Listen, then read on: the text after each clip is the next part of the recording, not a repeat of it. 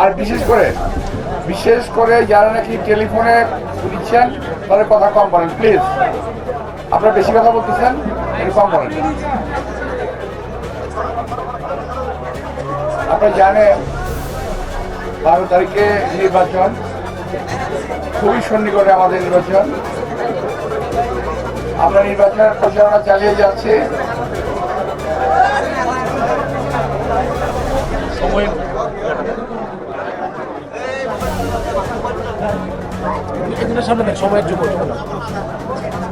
আমরা নির্বাচনের প্রচারণা চালিয়ে যাচ্ছি। কোনো মহল বিভ্রান্তিকর তথ্য ছড়াচ্ছে, অপপ্রচার করছে। আপনারা সেই সমস্ত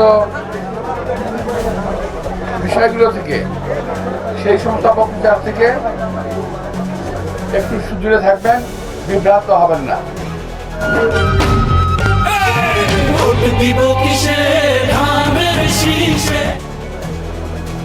সকাল দুপুর সন্ধ্যা জামাত ইসলামের একটা গ্রুপ, জামাত ইসলামের জুনিয়র টিম, তারা বিএনপি বিরুদ্ধে অসভ্য নোংরা ভাষায় কথাবার্তা বলছে।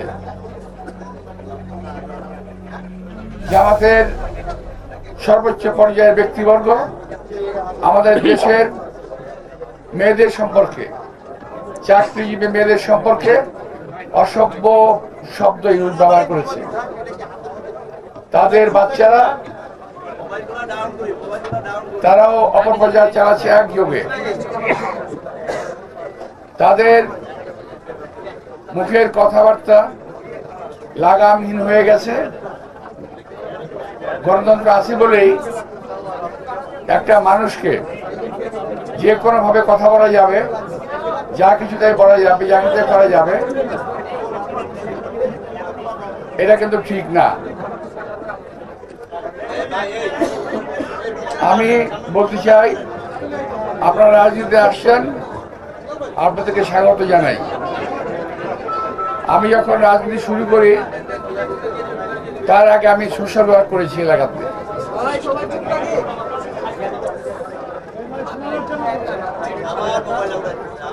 সোশ্যাল ওয়ার্ক করেছি, সামাজিক কাজকর্ম থেকেই, সামাজিক উন্নয়ন থেকেই আমি কমিশনার হয়েছিলাম।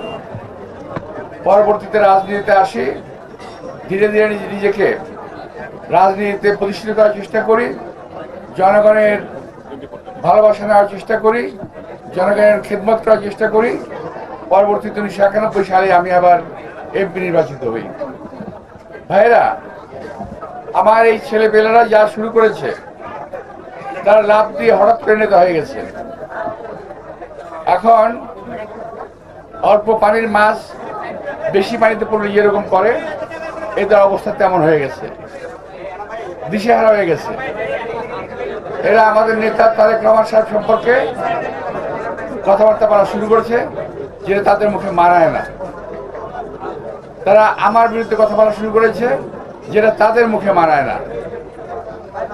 তাদের বাপ চাচারা যদি পলিটিক্স করতো, যদি আমার সম্পর্কে বলতো, আমি আপত্তি করতাম না। কিন্তু একটা কথা বলে, ছোট মুখে বড় কথা। এরা ছোট মুখে বড় কথা বলছে। আমি বলবো, দয়া করে বিরত থাকেন।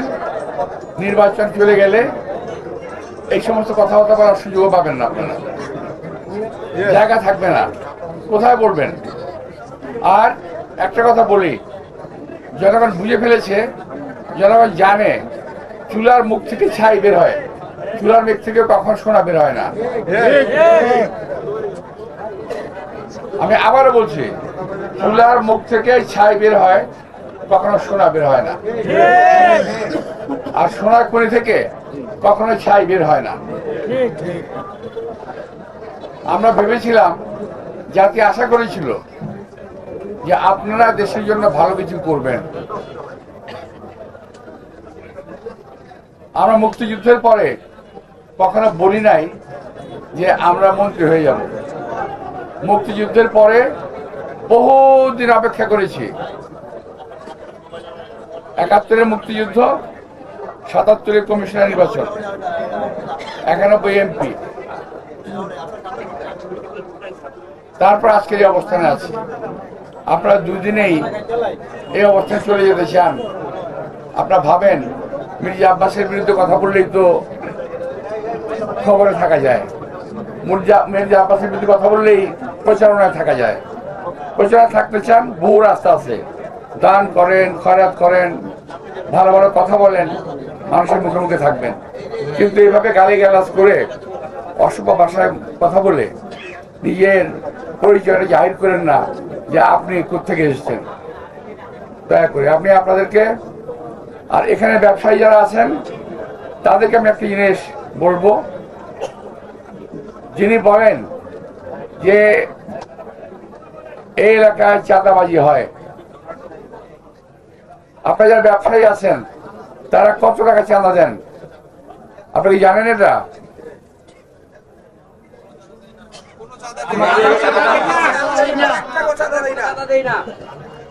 চাঁদাবাজের ভয়ে বলতেছেন নাকি?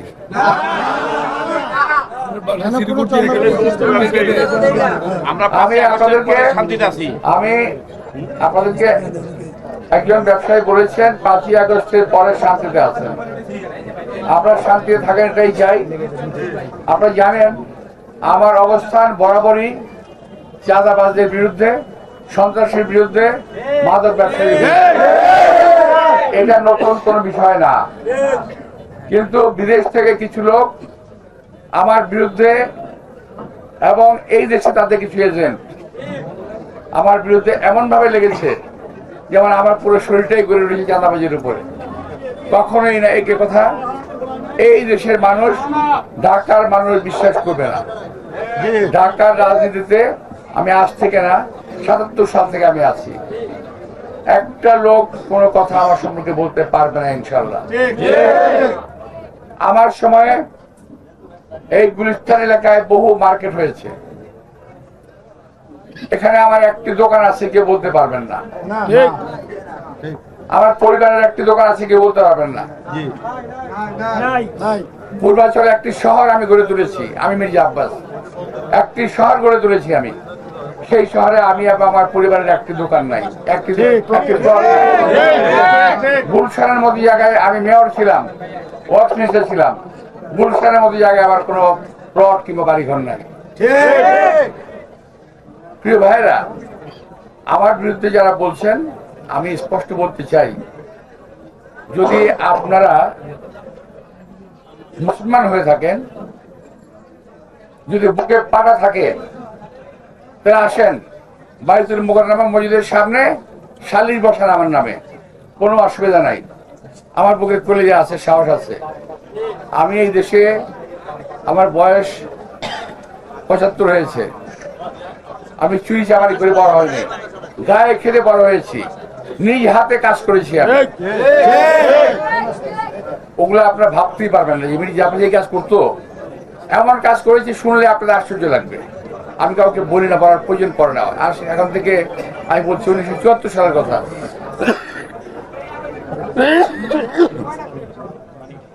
74 সালে আমি এখন কন্ট্রাক্টরি করি, অনেক কাজ আমি ব্যক্তিগতভাবে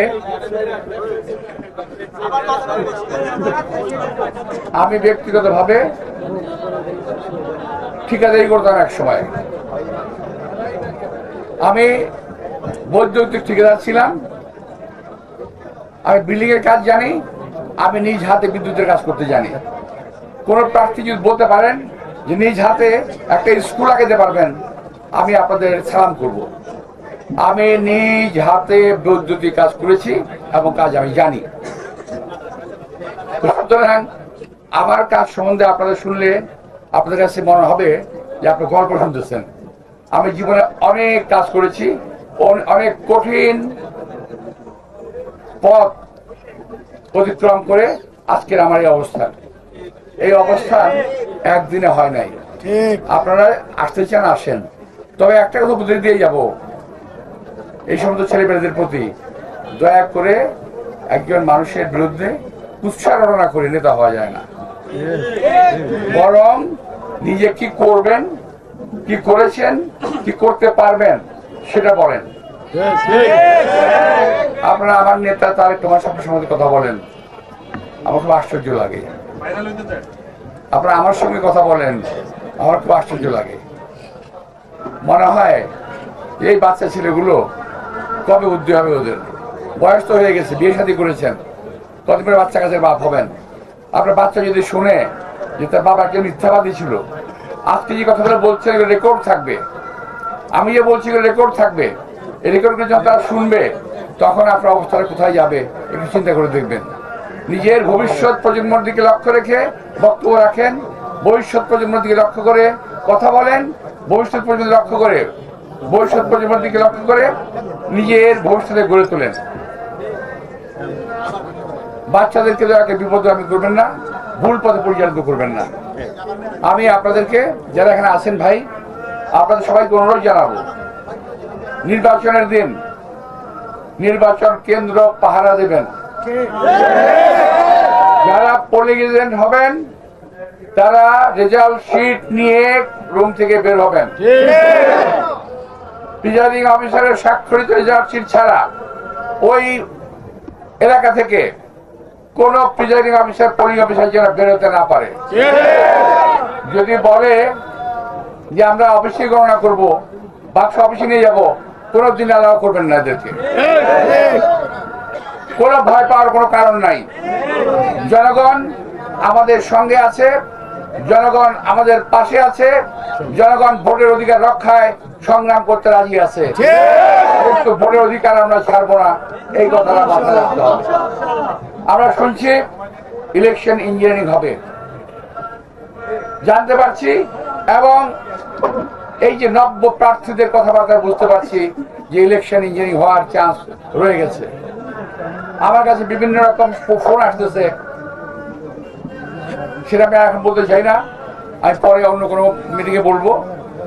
আমি আপনাদের সবাইকে আন্তরিক শুভেচ্ছা ধন্যবাদ জানিয়ে আগামীতে আপনাদের কাছ থেকে একটা ভোট প্রত্যাশা করে এবং আপনাদের মাধ্যমে আরো অনেক ভোট আমি আপনারা কালেক্ট করতে পারবেন এই আশা করে বক্তব্য শুরু করছি।